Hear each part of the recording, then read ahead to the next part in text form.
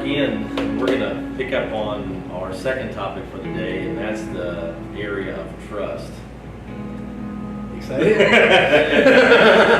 Everybody's like, oh no, here we go. We all heard you pucker up. We just finished up on honor, and this whole identity series has really brought up so many things. I think for me, every time I talk to people about trust, they're like, I don't even trust you now. Because it really does. It hits something in people. It does. Where, and it's intended to, I think, hit areas that we've been wounded in. And how do you continue to trust somebody that's wounded you? How do you continue to, honor them when they've betrayed you?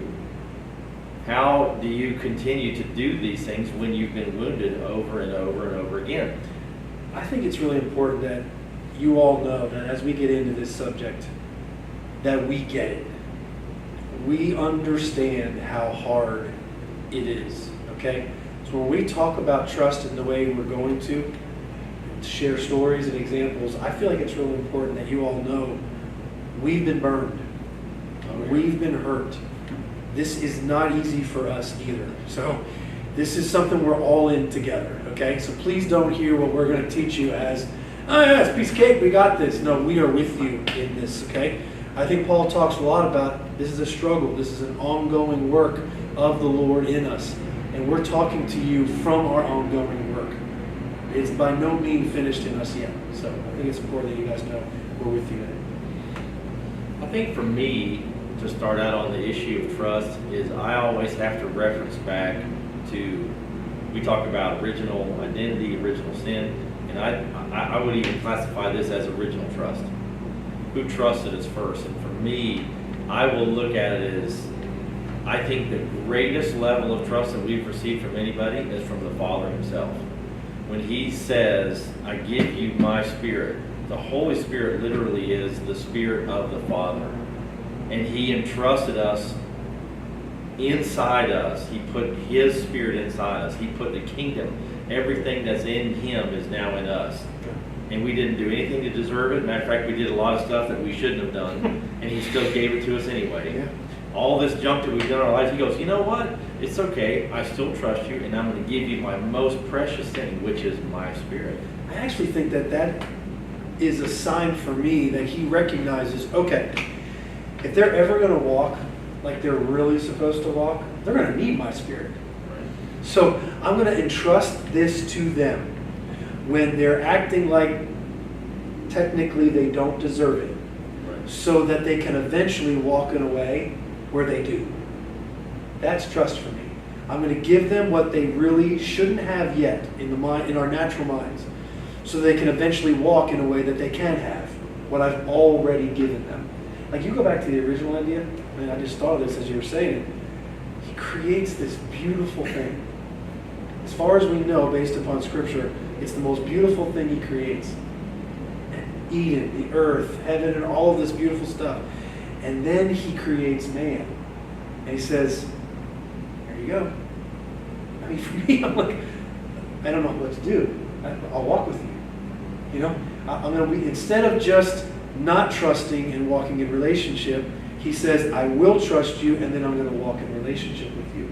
So for us, when we look at this original idea of trust, Randy, I love the idea that right from the get-go, Right. I create all this beauty, and I place you in it. Take good care of it. Right. No training. No prove it somewhere else first, and then I'll put you here. It's go for it. And for me, that's a huge paradigm shift for us as human beings on how we have been taught trust in the past. And another thing I talk about all the time is the example of Jesus. I've had many people throughout my life say, well, you need to earn my trust.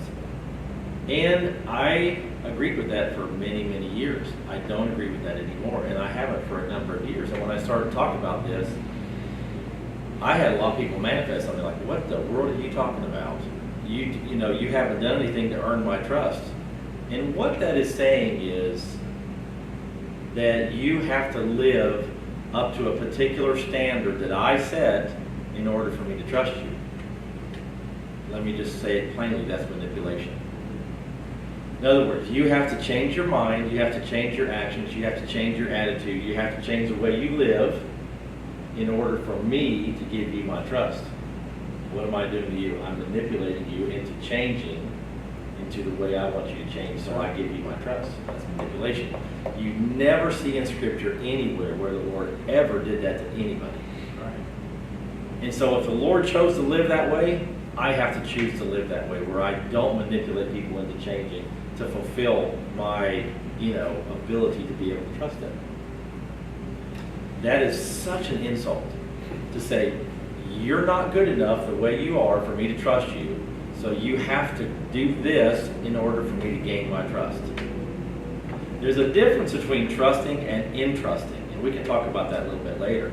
But even if you look into Scriptures where, and we'll start pulling out a few of these things, but where the Lord came to his guys and he gave them all power. He says, I give you all power, I give you all authority and the permission, the exousia, to use everything I've given you. And he knew they would mess it up. He knew they would mess it up, and he entrusted it anyway. And he knew they would use it recklessly. He knew they would mess it all up and, operate in all these things, which he would tell them later that they were operating in bad spirits and all this other stuff, but he still gave it to them. And he never took it back when they messed it up. That's a big, big deal to me. Yeah. I thought about, just kind of having thoughts as you're talking here. I've never had before, but thinking about that word manipulation and how when you act the way I think you should act, then I'll trust you. That being like a definition of manipulation. I think that's where expectation comes from too. So if you can almost picture this like, here's me and here's you, and I will only trust you if you act accordingly. But I'm not going to actually give you myself so that you'll act accordingly.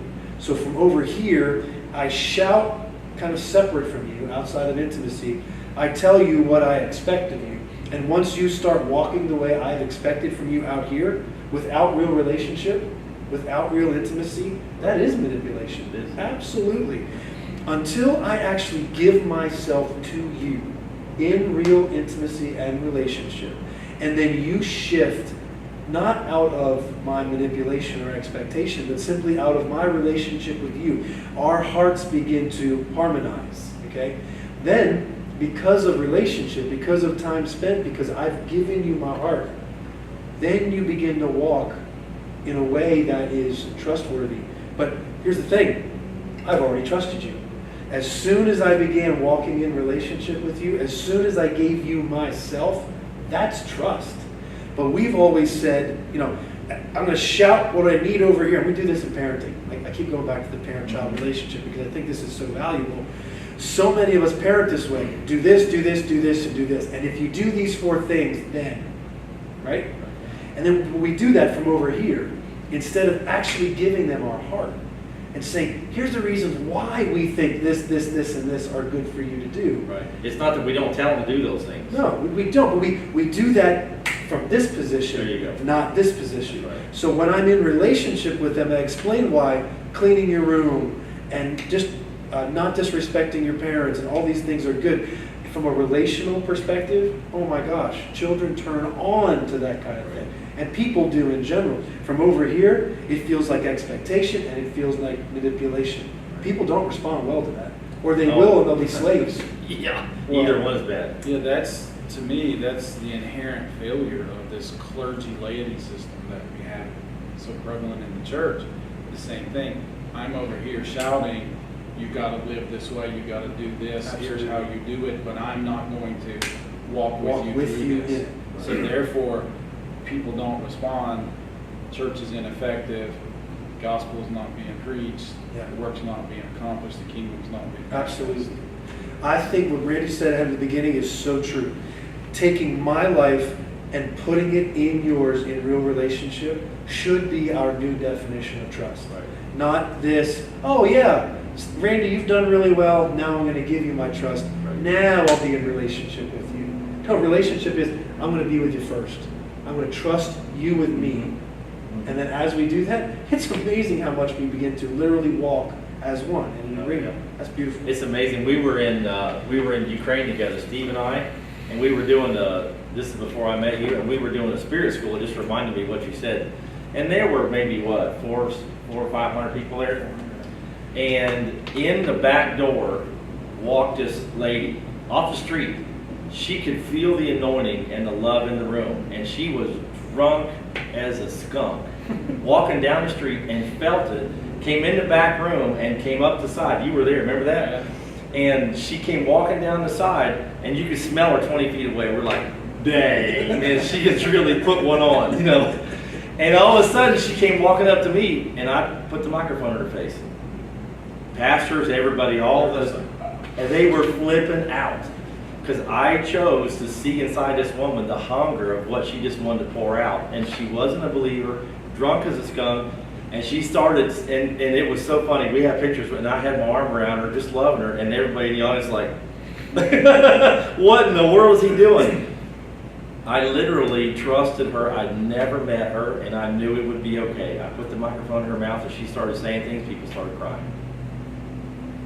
And the love that came out of that woman really touched the people and touched me in that room. Instead of like, no, you can't take this microphone. You're not qualified to, like we say, minister. Well, she wasn't actually what we would classify as ministering. She was pouring out, and it wasn't perfect. It was kind of, you know, broken and everything else. But she was so hungry just to be in that. She's like, I could feel what was going on in that room, and I just wanted to come be a part of it. And had no idea who we were and what we were doing in that classroom. Yeah. It's crazy. This whole thing that you're talking about really goes back to the last series we just did on honor and that treasure in the field, seeing that treasure, because you don't do this with someone unless you see that treasure. And you're like, yeah, it's worth it. I'm going to go ahead and give myself first. Yeah. Then we'll walk it out. Yeah. Just like with this lady, I don't know who you are, but I see there's something in you. Let me just go ahead and pull you up here. We'll see what happens. Yep. And not being afraid. You know, one thing too is, if you look at what Jesus did, how close he was to all his guys, he knew in advance they would all betray him. They would all walk away from him. I think he knew when he chose them what they were going to do. Even with Thomas, even with all of the ones that walked away, he knew in advance that he still loved them, still trusted them. Like what he said with Peter, you're going to deny me? And Peter's like, no. I'm cool, I love you, and I'll never do this. And he goes, when you return, encourage your brothers. So even the lifestyle of Jesus, I think we have to live that way. Even though I know you're going to betray me, I'm still going to place my trust in you. Well, that's the same Peter that previously he looks at him and he said, on this rock I'll build my church.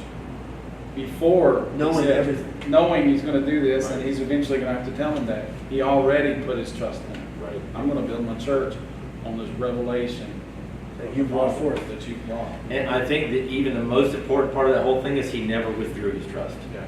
Even in the betrayal. And he came back to them because he loved them and trusted him, not to fix them. After he died, after he rose from the dead, he came back to them out of relationship and trust for them. Not like, hey, what are you bunch of knotheads doing? He loved them enough and just kept on trusting him. It was like, it's going to be okay, guys. Yep. You know, that's like the abbreviated version. It really is.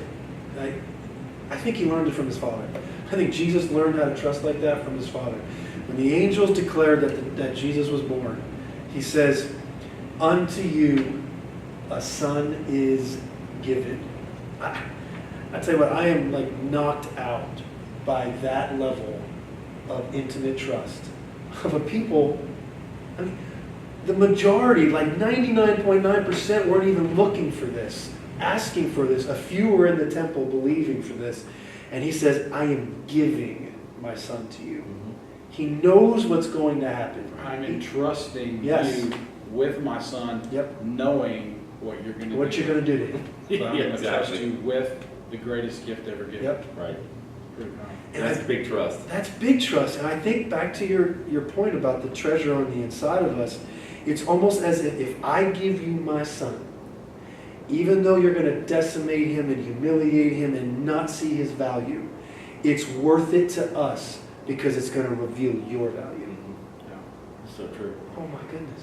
When you think of trust in that way, now you're valuing who you're trusting more than the thing they might break. And I can't think of a better way to walk as the Lord, as a son of the Father, than that. It's beautiful. You want to read that one scripture you brought up? Sure. About them. So just some practical examples of watching Jesus in the scriptures trust is in Luke 9 and then in Luke 10. I'll just start reading in Luke 9 verse 1. It says, He called the 12 together and gave them power and authority over all the demons and to heal diseases. And He sent them out to proclaim the kingdom of God and to perform healing. And He said to them, He talks about taking on their journey, don't take a staff or a bag or anything like that. And then it says that they went out and they went to all the villages preaching the gospel and healing everywhere. For me, we're not exactly sure what period of time in the 3-year ministry of Jesus that He did this, but this is 3 years of ministry, so somewhere in the probably year 1 or year 2, He's already sending out people, back to your point, that He knew necessarily weren't qualified for ministry, especially like you and I, and we have been raised up to believe. I mean, now we're, in this time where seminaries and training schools and all of this is, and as we go more and more into these things, we feel more and more qualified and valuable. Nothing made these guys feel more qualified than Jesus turning to them and giving them His authority and power. Yeah. I trust you. I trust you. Here it is. And then, on top of it, I know it's going to take me a little while to get there, but Luke 10, the very next chapter, He says, now after this, after they come back and they talk about all this incredible stuff that took place, now after this, the Lord appointed 70 others and sent them in pairs ahead of Him to every city and place where He was going to come. In other words, hey 12, good job. I trusted you. Look at the results of me trusting you. Let's go find 70 others. And let's go send them out 2 by 2. And let's give them the same authority that you walked in. And then here's this. They're going to walk ahead of us.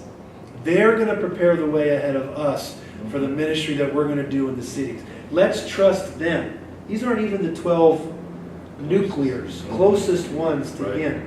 These are 70 others that probably have been walking around, following, listening, all of that. But these aren't the 12 He would pull into a room and explain the parables to. They're unnamed. Yeah, they're unnamed. They're others. The others. Yeah. We're the others. Yep. They're actually going to represent me Before I get where I'm before going. they even know who I am. Exactly. They're going to be the first impression Yeah. of who I am. That's trust. Whoa, that's trust. Yeah, so if He does that and he's saying, you're my representation to go ahead of where I'm coming, that's such a physical representation of what we should be doing now. We should display that same level of trust to say, you're going ahead to show everybody else that the Lord is coming. It's not that, I'm not talking about the end of time. I'm like, no, this is the revelation of the Lord coming to the level of trust that we just gave you. He did it to us. We're doing it to you. You do it to others. You do it to others. And it just keeps perpetuating and said, I don't know if I quite trust you or not. Can you handle the level of, authority that I've given you? How are you going to steward? This is the big thing. How are you going to steward what I've given you? Yep. And then, we'll, again, use that level of manipulation to say, you're not quite ready Absolutely. yet. Yeah. That's manipulation. It really is. The only way I've ever watched anyone earn trust is because someone trusted them. Somewhere along the line, somebody else trusted them when I didn't. And they proved that they were trustworthy because somebody else's trust. Okay? So even if I say to you, Steve, Steve, I don't trust you yet, but if you do earn my trust later, it's because someone else trusted you and you walked well and stewarded well what somebody else gave you. Right. The classic example for me is every time I taught one of my girls to drive. Like, I put them in a car that I bought that I'm going to have to fix if they mess it up. And on top of that, let's not even talk about the car. Let's talk about me. I am sitting in the passenger seat of a car that I own, that I paid for, that I'm going to have to fix, and they're in control. And I have no control. At least those driver's ed teachers have another brake and even sometimes a wheel. I've got nothing. Yeah, but sometimes we're stomping that floor. Yeah, we're going, hoping there's a break there. I'm pushing a hole right through that floorboard. But that's trust. Yeah. And we don't think about that in those terms because at some point in time they're going to have to learn to drive. But how many other areas of our lives could we give our car and then not just say, okay, go see how it goes? No, I'm going to sit in the seat with you. And for me, that's a picture of the Lord. Yeah. He gives us our life. He gives us the earth. He gives us our relationships. And he says, go for it. And I'm going to be with you in it. Yeah. And I'm actually going to walk with you. I'm not going to tell you what to do all the time. I'm not going to make you do the right things. I'm going to sit with you. And if you ask, hey, do I turn left here? Do I turn right here? I'll give you my advice. I'll give you what I think you should do in certain situations. But I'm going to be with you in this. And for me, I'm not sure if you guys want to talk about this at this point, but for me, that's what I love about the Lord. He trusted me enough that he's even going to walk with me as I carried what he asked me to steward. Like he's going to walk with me in it. He's going to say, I want to be with you in this. I'm not going to leave you alone. I'm not going to make you an orphan that you got to figure out how to steward this on your own. I'm actually going to give you my heart. And if you access it, you will be amazed at how well you steward the life and the relationships I'm giving you. Yeah, and the more he trusts us, or even the more we trust one another, we want to steward better. Well, yep. We want to steward well because we have received that trust. Absolutely. And when we don't steward well, and the trust is continually given to us, we're like, I just don't understand why he would still trust me when I've really messed this situation up. And then we go, you know what? I'm going to do better the next time. Right. It's like our lives. Otherwise, we're back down to zero or even less than zero. For me, if I have to earn somebody's trust and then it is given, I'll go as far as to say it's not trust. Because that can be lost. Absolutely. Because if I fall and I stop doing that everything that brought me to the place where they trusted me, that's not really trust. It's not real trust. Now it's performance to get trust. Has anybody ever discovered, at least in my life, if I have to perform to get somebody's trust, there's an immediate pressure that's associated with that. And you can't be yourself. You can't be yourself, exactly. So the very thing that they're waiting to trust you with, you're not performing well because the atmosphere that you need to walk trustworthy is not available. Right. It's not pressure, it's not expectation and manipulation like you're saying. It's actual loving relationship that causes me to walk in such a way that I can steward better what I'm carrying. Very few people perform well under pressure. That's because they can't be themselves while they're walking that way. Right. Yeah.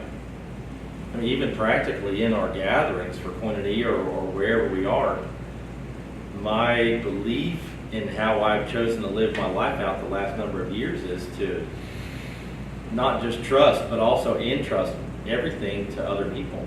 Like our young people overseas. I remember the first time when we appointed the core and all that stuff and started raising them up, and we gave them basically everything, all the administrative stuff, all the spiritual decisions, the direction and everything, and they didn't know what to do with it.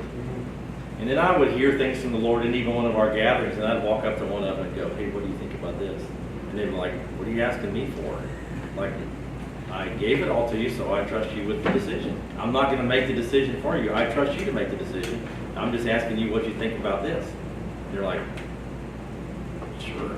And it was just so easy. It's like I remember one time, one of our guys, I won't mention who it was because he might be watching, he got the microphone and he just completely blew it. It was just like it was worse than a mic drop moment, He might as well have. He dropped everything else. And the meeting just was a flop. And the next meeting, I gave him the mic back again. I said, go for it. He looked at me like, I can't believe what you just did. And I said out of my mouth, I trust you. He's like, he just walked away shaking his head. And he blew it out of the park the next one. It was because I decided to continue to trust him and not take it back from him because he messed everything up. Like, I will blow all kinds of stuff like that just so you realize how much I love and trust you. Right there, guys. If we get this shift in thinking, everything begins to change in our relationships. Because what we have done in the past is the exact opposite of that. If you mess up and blow it, then you need a season where you don't have the responsibility again. And somehow we think if you don't have the responsibility again, you're going to get better. Yeah. You're going to learn. No, it's the exact opposite. The greatest opportunity this young man had to do it right the next time was to get the microphone the next time. That's right. But we have, and if we get this, oh my goodness, I wish we could just have like this is so important. Yeah, This it is so important because this is so counterintuitive to how we have been taught to and live. If someone makes a mistake, we sit them down. Right. Yeah. If a pastor screws up, you go sit down for 6 months or a year, or you're no longer a part of this church, or go somewhere else. It's the exact opposite of how the Lord reacts with us. He actually says, do it again. Get back up on the bike. I'm going to be right here with you. And you were right there with him, right? Oh, yeah. Yeah, you were right there with him. He knew that the one who trusted him was with him. That makes all the difference for us. That really begins to build real trust. I think divine trust in us versus what I think is human, worldly trust. It's really good. I think a key in exactly what you're saying was what you said, because I'm with you. That's right. If people know that we're with them, then they will step out there where they're scared to death. Oh, you trust me? You're going to let me go out here and do this? You know, that can be terrifying to people at times. Sure. But if I know you're with me, you're not gonna leave me out there. Right. You know, I might mess it up, but that's okay. You're still with me. That mentality, that way of thinking, is life changing. It's transforming people's Yeah, mindset. Steve, you make a good point because not only in this trust example you just gave would we take the microphone away from this person, but in many cases when someone breaks our trust, we also separate ourselves from them. Mm-hmm. Not only do we take away the car or the microphone, we actually, you know what, I can't be around you right now. You really hurt me, you hurt what I really care about, and I need to separate right now. And in both cases, it's the antithesis of the Spirit of the Father who actually draws closer when someone has, broken trust or has not stewarded well what they were given. He actually recognized, no, you actually need more of me now. You actually need me closer. You actually need me more involved as you continue to carry what I gave you to carry. Because if that's the case, everything that I would have ever screwed up, he would immediately take it away from me. Right. He doesn't. I wake up the next morning and everything I messed up is right there for me again. You would have nothing like I would have nothing. Yeah, None of us absolutely. would. It would all be taken away. Yeah. If you could even go back to the story of the prodigal son, like we were talking about in the last session, when the first son takes all of his inheritance and leaves and squanders it all, the treasure, and I've said this before, the treasure was really the father and not the inheritance. Because when the son came back, the father never said, you need to clean yourself up and then you can come back. No, he took his robe and encompassed all of that garbage, all of the poop, all of the stuff that was still on his son. And he gave him his ring. He gave him his love. He gave him his home. He gave him all of his authority with all of that junk still on him. Which to everybody in that household means that's my son and anything he says goes because this means this is me. He took his ring, he goes, this is still me right here. So that is amazing trust when he blew everything. He blew everything. He goes, no, wait a minute. This is how much I still trust you right here. When you have done the biggest boneheaded thing of your entire life. Yep. This is how much I love you, how That much is, I trust what you. you just described there is actual biblical adoption. That huiosthesia, that's the Greek word for the placement of a son. Right. When the son came back, he felt worthless, he felt like a slave, he didn't deserve to be a son, and the father goes, absolutely not. I put you right back where you belong. This is the only place where you'll learn how to walk as my son. Right. Not, well, now you're going to live as a slave for a year. Build You back really to figure it sonship. out. Build yourself back up. Right. No, the father doesn't do that. The ring, the robe, right back here. until you learn to appreciate what you have. Right. That's how we do this kind of stuff. Right. And I think if you look at even in the spiritual terms, I think that translates to natural terms. when he covered him with the robe, man could no longer see all the crap he had on him. He saw, that's exactly right, he saw what the Father literally encompassed him was with his love, his home, and his authority, so they could no longer look at the garden. He was indirectly saying, guys, stop looking at all that stuff my son was living in, and look at what I am on and in him. I was that treasure in him that I see. That's right. I will cover him. That's right. Yep. Because we're going to bring that treasure out. Right. That's right. I was just thinking about that, our whole mentality of how we treat people when they, like you mentioned it, when someone, okay, this pastor is sinned or whatever, now we're going to set him down and he can't blah, blah, blah, blah, blah. And when that's so contrary to Scripture or to the heart of the Lord, because he says that where sin does abound, grace does much more abound. I've actually found, Steve, and I'm sure you have found this too, Randy, that when people are actually like broken because of sin or a bad decision or whatever, I find that is actually when they're the most teachable. Oh, yeah. And when they're at the best, like, I'm really ready to walk in who I am now. Okay, now I see. It's almost like they had to kind of get to that place where, oh my goodness, look where I've fallen. I'm ready to really walk in who I am now. And we do, like I have found in my own life, that when I've really felt like a failure or a screw up, the Lord has been so gracious to me in that place that people would get love and ministry from me, and I wasn't even trying. Like it wasn't even something I was attempting or trying to make happen. It was the Lord being himself in me because I was so broken, I was so open that the Lord was really able to be himself in me and me myself in a way I wasn't before. So here we are, when those people are in that place where so much grace is abounding and so much love is covering, we take them and separate them. Are you kidding me? In my opinion, there's so much grace that we could receive from that person in that moment. Right. You know? That's right. We take them back to that place with the prodigal.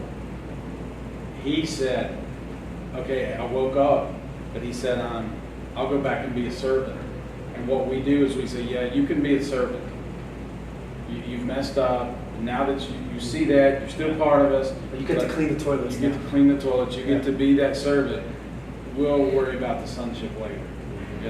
Once you have earned our trust. Absolutely right. We will take you back to that place, maybe. Right. But that's not. What did the Father do? He did none of that. He immediately brought him back as a son. Yeah. I'll cover him till we get him. And we've walked people through restoration processes. Like when they have hard fall, we've walked them through the restoration process, but we never like put them down. Yep. Yeah, you're going to stand right here next to me. I've done that with you. I've done that with you. Not your fault. Like you're with me in the process of restoring somebody. Absolutely. And we have to set an example. Like, okay, yeah, there's a major mess up, but you're not getting thrown away. You're not getting depreciated in value. You actually get more value because we are now in the position where we're going to love and we're going to speak and we're going to impart all these things on an ongoing basis. Absolutely. So that you bring yourself literally back to the place where you can see yourself like we're seeing you right now. Even in this hard fall. Right. You had a major mess up in your life. It's all right. Come here. Put the robe Someone's on. got to believe in them in that That's moment.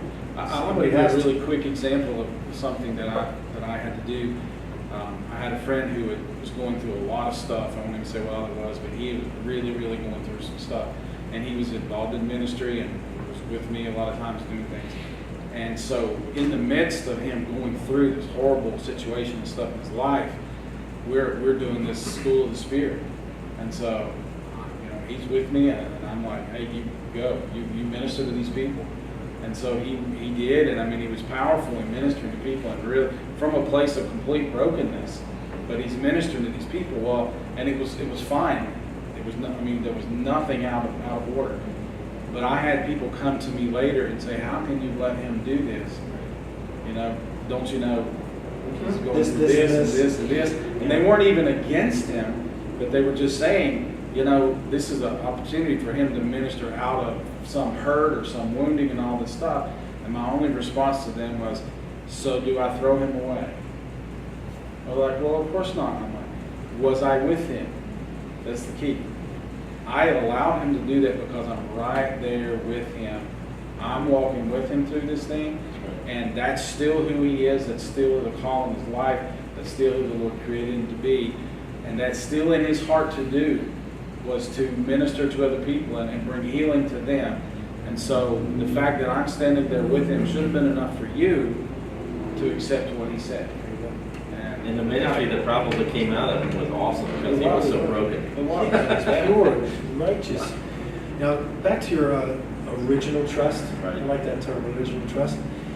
Most people, when we read the story of when Adam and Eve sinned and God removed them from the garden, what we think is that God couldn't trust them anymore with the garden. That's right. Because now they were in sin. Okay? So the reality was he removed them from the garden so they wouldn't eat of the tree of life and live in that condition forever. Exactly. That's the real reason why. It was to protect them, not the garden. And then many people also think that God separated himself from Adam and Eve after this. He was right there with them. He was talking to them. In fact, He was the one that made the clothes, right? Exactly. Yeah. He was right there with them. He helps him name Cain. He helps him name Abel. He's there with him, talking with him, conversing with him. In fact, he made sure that Cain didn't have anyone could touch him. And God was there with them. He just needed to get them into a place now where nothing else in them could be hurt and broken, could be lasting forever in a long condition. So I think we just need to really shift this mentality. I'm really glad we're doing this teaching because we have this understanding that when we break, when we fall, when we don't steward well, then the automatic response of God is separation, taking things away, and somehow we think that that teaches us how to carry things. It does the opposite. It actually breeds on the inside of us a distrust of ourselves. Well, if someone that I look up to, that I believe in, has taken this away from me because I've broken it, how much more should I also distrust myself? And what we do is we cycle this through the generations now, instead of recognizing that, hey, all right, you just need more training. You don't do more training by taking it away from them and by separating yourself from them. You actually train them by walking closer with them and giving them that microphone again. I keep repeating it, but I just think it's that important for people to see that that's real, not just biblical trust, it's divine trust. I'm going to give it to you again. I'm going to walk with you in it again until you're walking just like I walk. How many times have we taken up the position where we feel like we would never say this, we would never be so bold to say this, but we've taken up the position like we're going to protect the anointing, or we're going to protect the ministry, or the holiness. And it's the integrity of the ministry, right? And we'll separate people, we'll separate ourselves, we'll do all these things in order to preserve it. When the Lord, that's not our responsibility. That's his responsibility. That's his. We've just valued the ministry over people. Yeah, you got it. Yeah, Right. we do that. Something that almost always comes up when we ever talk about this, and it's a legitimate question and concern. And it's, we did a trust exercise one time in one of our gatherings here, and at the end of it, one of the moms comes up to us and says, "So are you telling me that I need to trust my kids with a pedophile?" And of course the answer is, well, that's probably not the right way to look at it. And earlier on in our teaching, Randy was talking about the difference between trust and entrusting, and how they're actually different definitions. And so it might be good for you maybe just make that delineation. Yeah, you can do it. Okay. Well, again, I think we need to go back to this example, and I wish I had better pictures to draw. But the trust, I'll just tell you how I answered this girl, and we can discuss this. But so as the mom, I said, "Mom, you're right. That is a real concern. And if that's what you're hearing us say, then you're missing the heart, or at least the heart of it's not getting across to you in such a way. Because we're not saying that, okay, in order to prove that you trust people, or that you prove you have the heart of the Father, you need to take these precious children that you've given birth to and fed and loved and just give them to someone that will probably hurt them and abuse them." That's not at all what we're saying. But I'm also saying this: do you believe that this person who is a pedophile is a child of the Father? Yes, I do. Do you believe that there is treasure in that field? And she goes, "Yes, I do." So what, as a mom, is your best opportunity to show that person? I hate to even call him a pedophile because now we have assigned an identity to him, okay? Which I think is a really bad thing in society that we do. Right. This person who has in the past hurt children, is there value on the inside of them? Yes, there is. So what then is your best opportunity as a mom to begin to bring that treasure out? Despite the field that surrounds it, what's the best way to bring that treasure out? So she sat there for a minute. She actually answered this. I didn't have to. She goes, well, maybe I could invite that person over to my home. And while I'm there with my children, I show this person and my children, there's treasure in you. And even though you've acted this way before, and because you've done these things before, doesn't mean you can't walk right at some point someday. Now, the end trusting would be if she left. Right. The trust is, I'm going to be with you in it. Back to this thing. So as they're in the living room together, and this person who has acted outside of their identity before is in that living room playing with the children, the mom is right there allowing, literally, the practice of the treasure to come forth. Oh, okay. So you're not saying I just have to give them and I go on vacation. No, that's unwise. Yeah. Okay, there's a wisdom. Remember, he says, be wise as serpents, but as innocent as doves. There's this ongoing, balance that I think a son walks in. And she really walked away like, all right, I'm beginning to see the difference now. That relationship is the real trust. Yeah. Not just giving your kids to the pedophile. That's not trust. That's lack of wisdom. Right. Real trust is, I love you. I believe in you, and I'm going to give myself to you. And part of her being herself is her children. Yeah. But she's with them in that process. So, you want to speak to that at all? Yeah, I think it also goes, I have a lot of people that ask me the questions about, okay, well, what do you say about boundaries?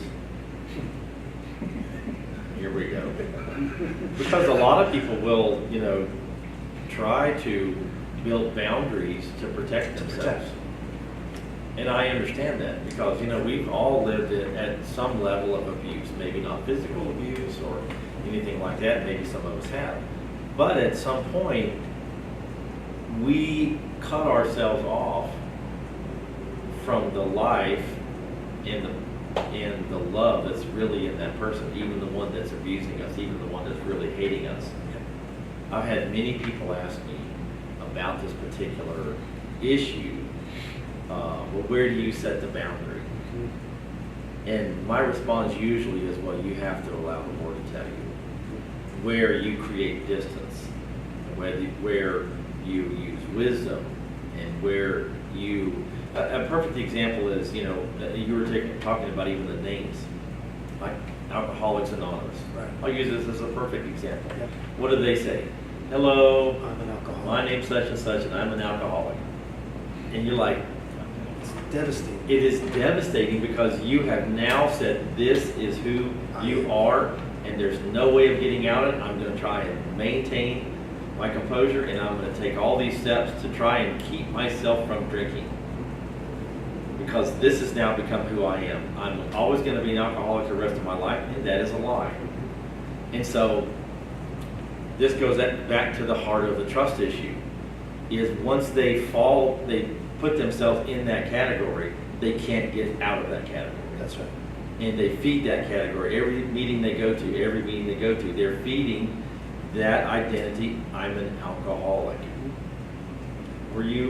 It kind of boggles my mind when we try and wall ourselves off to protect ourselves when Jesus didn't do that. He's like, wait a minute, Judas, the betrayer, right? Yeah. He didn't wall himself off from Judas. And he wasn't all ticked off, like, go ahead and do what you're supposed to do, Judas. He's like, no, go do it. This is what you're supposed to do, so that I can complete what I'm supposed to do. And he loved Judas so much. I think Judas went out and killed himself because he couldn't handle that love. Like, he loved me so much, even though he knew I would betray him. I was part of the plan. And he still loved me and still trusted me through the whole thing. I think this is just my personal belief that he couldn't handle that love. Yep. I just can't take it anymore without killing himself. Oh my gosh, I betrayed real love. Yeah. That's That's a right. heavy shame. It is a heavy, heavy shame.